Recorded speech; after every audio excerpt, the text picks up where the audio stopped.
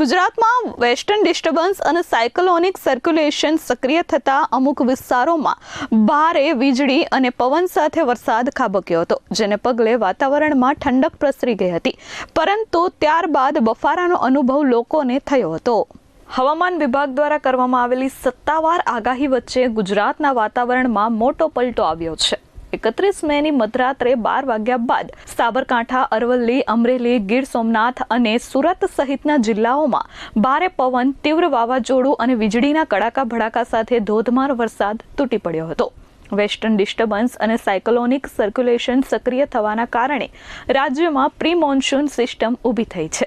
છેલ્લા કેટલાક સમયથી અસહ્ય ઉકળાટ અને કાળઝાળ ગરમીથી ત્રાહિમામ પોકારી ગયેલી જનતાને તાપમાનમાં 3 થી 5 ડિગ્રી સેલ્સિયસનો ઘટાડો નોંધાતા મોટી રાહત મળી છે, પરંતુ તોફાની પવનના કારણે અનેક શહેરી તેમજ ગ્રામ્ય વિસ્તારોમાં વીજ પુરવઠો સંપૂર્ણપણે ખોરવાઈ જતા અંધારપટ છવાયો હતો। સવારે સુરતના વાતાવરણમાં પણ પલટો આવ્યો હતો અને વરસાદ શરૂ થયો હતો। ભારે વરસાદને કારણે અમુક રોડ પર પાણી વહેતા થયા હતા। ઘણા સમયથી થતી અસહ્ય ગરમી અને અકળામણથી લોકોને રાહત મળી છે। Bureau report S24 news.